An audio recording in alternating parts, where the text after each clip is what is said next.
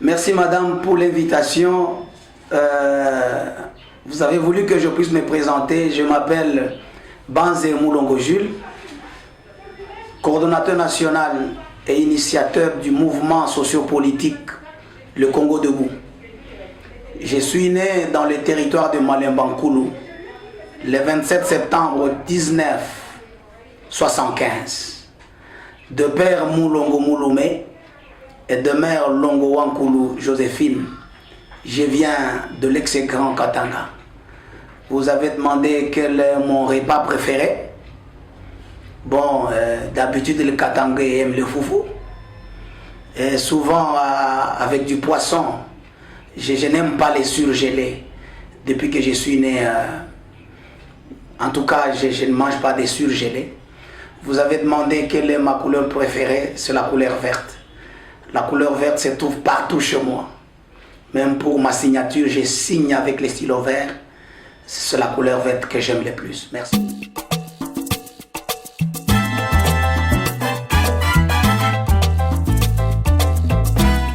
Vous voulez savoir sur mon parcours professionnel? Merci beaucoup, je viens de très loin. Avant que je puisse rejoindre la révolution de M. Laurent Désiré Kabila, on a eu à faire quand même quelque chose. J'étais encore petit à l'université de Lubumbashi. Je travaillais déjà avec le Salésien, le catholique, le Salésien, dans leur ferme à Lubumbashi. J'ai eu à travailler avec l'USAID et à Lubumbashi. Nous avons rejoint la révolution de M. Laurent Désiré Kabila. Nous avons été formés au métier de la sécurité militaire. Nous avons rejoint M. Laurent Désiré Kabila au Palais de la Nation. Nous avons été à la garde présidentielle avant que nous puissions nous démobiliser. Et après cela, bon, après la mort de M. Laurent Désiré Kabila, nous nous sommes démobilisés pour continuer la lutte de M. Laurent Désiré Kabila autrement. On a parfait nos études d'ingénierat. On est allé au master. J'ai été tour à tour directeur général de la SGDA, la Société Générale de Développement en Afrique. J'ai été directeur, chef de département de la production agro-minière de la SCOPAM, la Société Congolaise de la Production Agro-Minière.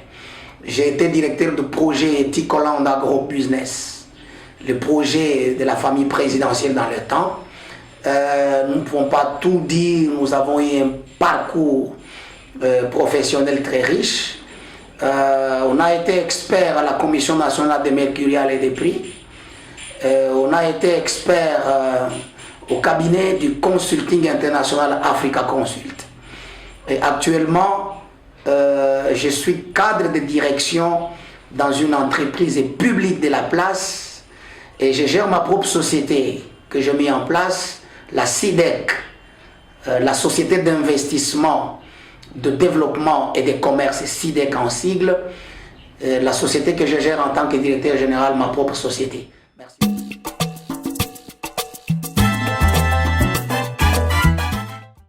Oui, les choix de faire la politique. Bon, après nos études, nous avons suivi M. Laurent Désiré Kabila. Après sa mort, nous nous sommes dit, nous allons étudier, nous avons étudié. Bon, nous, on croyait que nous devons rester des technocrates dans l'administration publique sans faire la politique. Mais nous avons compris au fil du temps que la politique nous appelait toujours pour continuer la lutte de M. Laurent Désiré Kabila autrement. Nous avons dit la technocratie que nous avons acquise, nous devons la mettre à profit pour faire la politique. Et surtout, les constats étaient amers par rapport à la gouvernance de la République démocratique du Congo. J'ai compris qu'il n'y avait que l'idéologie de M. Laurent Désiré Kabila qui pouvait développer ces Congos. Nous sommes partis de M. Laurent Désiré Kabila à Joseph Kabila, de Joseph Kabila à Félix Tshisekedi. Nous avons compris que le pays est mal géré. Et si on ne s'occupe pas de la politique va s'occuper de vous. Et nous avons compris que ce sont les mêmes générations qui viennent. Les mêmes générations que nous avons entendues quand on était encore à l'école primaire. Ce sont les mêmes générations qui ont continué à diriger avec Kabila. Et nous nous sommes dit quel est l'espace et le rôle de la jeunesse dans la gouvernance du pays. Et si tout ce qui nous a tiqué, c'est le sous-développement de la RDC.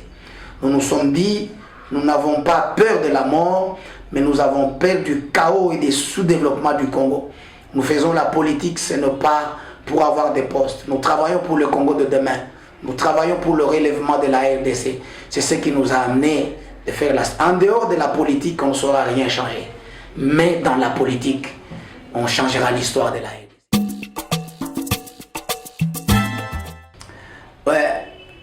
Vous me dites qu'est-ce que je l'aperçu sur la politique actuelle du pays. En tout cas, j'aimais beaucoup quand Félix Tshisekedi est devenu président de la République. Je me disais, alors, il y a un jeune qui prend le commande et avec sa vigueur, la République démocratique du Congo doit se développer. Mais hélas, ce n'est pas celui-là que moi j'attendais. Le Congo aujourd'hui est très mal géré. Le peuple est en train de pleurer partout. Le panier de la ménagère est encore vide. Les prix sont en train de galoper sur le marché d'approvisionnement. Aujourd'hui, nous dépendons à 90% de l'extérieur. 3 ans de Félix Tshisekedi, on n'a pas construit. On a seulement voyagé. Pas même une école. On n'a pas fait les gens. On n'a pas fait des minoteries. Imaginez que nous consommons de la farine qui vient de l'Angola. Et pourrie d'ailleurs, qu'on mange nous tous ici. Nous avons 80 millions d'hectares de terres arables. Mais aujourd'hui, la gouvernance actuelle se focalise sur le maintien au pouvoir et non sur le développement de la RDC. Les tractations qui se font aujourd'hui, les discussions qui sont dans les officines aujourd'hui, ce n'est pas pour développer le Congo, mais c'est pour se pérenniser au pouvoir. En tout cas, il faut que quelque chose change dans ces pays.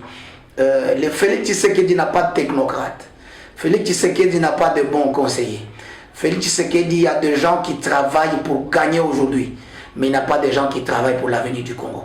Voilà tout ce que je peux dire sur la gouvernance actuelle. On nous parle de hold-up ici.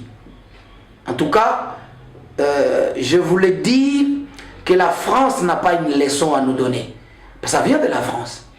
Depuis que la France est en Afrique, quels sont ces pays que la France a déjà développés?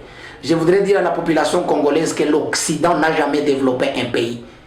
Écoutez, qui a donné à Ouattara le 3e mandat? Qui donne à Sassou Nguesso autant de mandats? Kagame est un président à vie.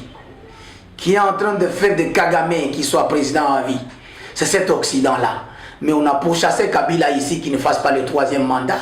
Mais eux sont en train de donner le 3e mandat et soutenir des dictateurs qui doivent se pérenniser au pouvoir jusqu'à aujourd'hui. Je voudrais dire que la France n'a pas une leçon à nous donner. Parce que nous n'aurons pas de président français ici ou américain, mais nous n'aurons que le président congolais et du peuple congolais. Et donc, qui est ce Congolais avec son cabinet qui est allé auditer Sarkozy après son mandat? Qui est allé auditer François Hollande?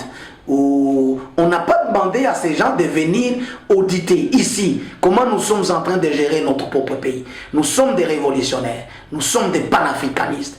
Et donc ces gens-là, au lieu d'auditer, savoir Kabila a volé 130 millions pendant sa gouvernance, ils doivent venir avec des études du développement de la RDC. Ils doivent venir nous dire, écoutez, nous avons fait des études chez nous, la RDC peut se développer dans les secteurs de l'agriculture de telle manière, dans les secteurs de la pêche de telle manière. La RDC peut développer son économie de telle manière. Il ne faut pas qu'on nous vienne avec des histoires. Même si Kabila a volé 130 millions, qu'est-ce que ça doit apporter pour le peuple congolais? Il faut qu'ils viennent avec des projets. C'est eux d'ailleurs. La France n'a pas de minerais, la Belgique n'a pas de minerais. La Belgique n'a pas de richesse. Mais le développement de la Belgique et de la France, la richesse vient de l'Afrique. Si Kabila a volé 130 millions, la France nous a déjà volé combien? Si Kabila, on dit qu'il a détourné 130 millions, la Belgique, pour se construire, a déjà volé combien de millions? C'est eux qui prétendent gérer notre sous-sol. Alors moi, je me dis, bon, c'est un faux débat. Hold up. Ils doivent nous laisser tranquilles. Et les gens ne doivent pas être distraits dans cette histoire de hold-up. Les gens doivent être avisés sur la construction et le développement de la RDC.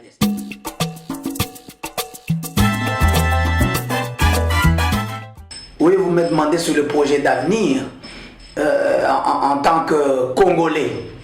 C'est pour que le Congolais se développe. Il y a quelqu'un qui m'a posé la question, mais comment voulez-vous que les Congolais, que la RDC se développe? J'ai commencé par monter ma propre société. Bon, je me suis dit, ils m'ont posé la question, est-ce que tu seras candidat président de la République? J'ai répondu, écoutez, la fonction du président de la République n'est pas verrouillée dans la Constitution. Non. N'importe quel Congolais qui se veut capable pour sauver le peuple peut être candidat président de la République et diriger ce pays. Et donc cette question, on la répondra l'année prochaine. Si on sera candidat président de la République ou pas, le moment n'est pas encore venu, mais je vous dis déjà d'emblée que la fonction du président de la République n'est pas verrouillée. Donc ce n'est pas verrouillé comme le mandat qu'il faut 2 ans, qu'il faut 5 ans renouvelables une fois. La fonction du président de la République n'est pas verrouillée, c'est que c'est possible. Il y a des gens qui nous ont posé la question, non, est-ce que vous êtes le fils aîné de Massango Moulongo, celui qui vous finance? Bon, j'ai répondu, Massango Moulongo c'est mon frère, nous sommes d'une même collectivité, mais Massango Moulongo a son père, Jacques Massango, j'ai mon père, Moulongo Mouloumé, donc nous sommes du même coin. Je n'ai jamais été son fils. Il y a des gens qui circulent le message. Et il est le fils de Massango Moulongo, celui qui donne l'argent. Il y a d'autres personnes qui ont dit non, non, c'est un katoumbiste. Moïse Katumbi est en train de financer Banzé Moulongo avec les Congo debout. Je voudrais vous dire qu'il faut poser la question. Je voudrais appeler aux journalistes qui vont rencontrer Moïse Katumbi et lui poser la question s'il a déjà déposé un seul franc sur la table de Banzé Moulongo. Banzé Moulongo a eu quand même à travailler et il a fait ses petites économies qui lui ont permis d'installer le mouvement Le Congo debout dans 22 provinces de la RDC et dans 30 pays avec les jeunes de la diaspora. On a arrêté Shadrach Kaba, plus qu'hier ici, par les gens qui se faisaient passer pour les agents de la NER. Ils lui ont posé la question si Banzé Moulongo Gilles n'est pas financé par le Raïs, Joseph Kabila. Bon, je ne comprends pas les Congolais. Quand quelqu'un fait des choses, quelqu'un est en train de chercher à sauver la RDC, mais tout ce qu'il faut dire, il est financé par une autre personne. Comment un Congolais ne peut pas se lever de soi avec ses propres moyens? Madame, vous me recevez dans les installations de ma société, la SIDEC, n'est-ce pas? La société d'investissement, de développement et du commerce. C'est que Banzé Moulongo a déjà eu, avant de monter une société, on commence quelque part. Je suis directeur dans une entreprise publique de la place. J'ai déjà été consultant. J'étais directeur général de la SGTA, directeur chef de département de la SCOPAM. J'ai été directeur de projets agricoles. C'est que nous avons déjà eu le temps de chercher à mettre quelque chose dans notre compte en banque pour que nous puissions faire ce que nous sommes en train de faire. Personne n'a encore financé le MLCD. Nous avons le moyen de bord. Il y a même une structure internationale qui a essayé de financer le MLCD avec 2 800 000 $. Nous avons refusé parce qu'ils vont nous téléguider, ils vont nous télécommander de l'extérieur. Nous voulons que le président de la République qui viendra du MLCD ne soit pas le président de l'Occident, ne soit pas le président des Français, ne soit pas l'Occident des Américains, mais qu'il soit le président des Congolais. Souvent ces gens-là, quand ils vous donnent l'argent, n'est-ce pas, ils vont vous financer et après ils vont vous dire en 2023, écoutez, monsieur Banzé Moulongo, notre candidat c'est tel. Vous avez déjà bouffé leur argent, vous serez faible. Notre candidat c'est tel, vous devez les soutenir. Notre candidat c'est Katumbi, notre candidat c'est Fayoulou, notre candidat c'est Fachi, notre candidat c'est qui? Parce que vous avez déjà bouffé leur argent, vous serez en tout cas redevable, vous ne devez que soutenir leur candidat. C'est ce que nous avons refusé. Un jour, quelqu'un aussi à Kinshasa m'a appelé au fleuve Congo Hotel.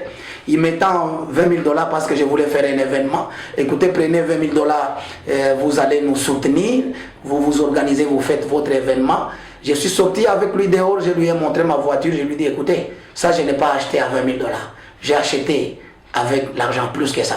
C'est que je ne peux pas prendre 20 000 $ pour organiser le mouvement Le Congo debout. Nous en avons déjà. Bon, les gens qui posent la question, est-ce que ce n'est pas les Raïs qui les financent? Est-ce que ce n'est pas Massam Moulo parce que c'est son frère? Oh non, c'est quelqu'un qui est utilisé par Moïse Katumbi.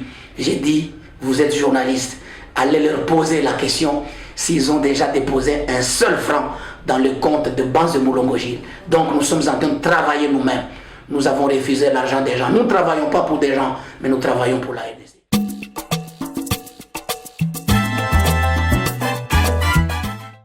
Le mot pour conclure, c'est que le mouvement Le Congo Debout est pour tout le monde. Le mouvement Le Congo Debout, c'est pour le renouvellement de la classe politique congolaise. L'avènement d'un nouveau type d'homme politique congolais non corrompu. Aujourd'hui, nous voyons la corruption même atteint le Parlement. Donc nous voulons un autre type d'homme politique congolais, aujourd'hui non corrompu. On renouvelle la classe politique congolaise avec de nouvelles têtes, avec des gens qui ne sont pas trempés dans la magouille. J'ai dit à la population congolaise de soutenir le mouvement Le Congo Debout. Le mouvement Le Congo Debout n'est pas derrière quelqu'un. Le mouvement Le Congo Debout, c'est un mouvement centriste. Raison pour laquelle on a même refusé d'aller aux consultations qui étaient initiées par le président de la République, Félix Tshisekedi. Parce que nous sommes centristes. Mais n'empêche que peut-être quelqu'un puisse venir avec notre idéologie, comme l'idéologie de M. Laurent Désiré Kabila. Et celui-là, si au mouvement Le Congo Debout, il n'y aura pas un candidat président de la République, mais celui qui viendra avec les idéaux de M. Laurent Désiré Kabila pour sauver ces pays, nous allons très bien les soutenir. Les gens me posaient la question, là j'ouvre une parenthèse, mais vous êtes kabiliste. Pourquoi vous n'avez pas été au FCC? Et pourquoi vous n'êtes pas jusque-là au FCC aujourd'hui? J'ai répondu à ce journaliste qu'au FCC, il n'y avait pas de kabilistes. Il y avait des gens qui sont venus suivre Kabila pour chercher des fonctions. Mais vous avez la preuve. Je ne suis pas allé au FCC, les gens nous ont critiqué. Vous êtes kabiliste, mais pendant 18 ans, vous n'avez pas été au FCC. C'est pourquoi vous n'avez pas été nommé. J'ai dit, moi, je n'avais pas besoin de fonction au FCC. J'ai besoin du relèvement de la RDC. J'ai refusé d'aller au FCC parce que j'ai compris, selon moi, qu'il n'y avait pas de kabilistes. Pour preuve, ils ont tous fui. Ils sont allés à l'Union Sacrée. Ceux qui n'étaient pas des kabilistes. Les gens nous ont donné raison. C'est qu'on était en train de dire hier. Il n'y a même pas plus qu'hier, l'ancien ministre de médias, qu'on a posé la question, il a dit, écoutez, moi je n'étais pas kabiliste, j'étais lumumbiste. Je suis allé chez Kabila, seulement Kabila était mon allié politique. Voilà la qualité des politiciens congolais que nous avons aujourd'hui. Moi je suis kabiliste depuis que M. Laurent Désiré Kabila est mort et je n'ai pas changé. Je ne suis pas allé au FCC pour que je puisse avoir des fonctions. Je ne suis pas allé à l'Union Sacrée parce que je serais nommé mandataire, on nous en a sollicité. Moi je me suis dit, je suis là. Ce n'est pas pour le poste. Je suis là pour le relèvement de la RDC. Je n'ai pas été au FCC parce que déjà moi, j'ai compris qu'au FCC c'était un conglomérat d'opportunistes qui devait que tremper Kabila dans des histoires terribles comme on a fait. Ils l'ont tous fui. Kabila est resté seul, peut-être avec une nouvelle génération. Mais tous sont fui, ils sont allés ailleurs. Ces gens-là n'aiment pas être au chômage. Tous ces gens-là. Vous allez voir quand Félix Tshisekedi partira, et notre président va venir, ils ont encore fui, ils vont fuir Félix Tshisekedi pour se rallier à un autre président. La transhumance politique.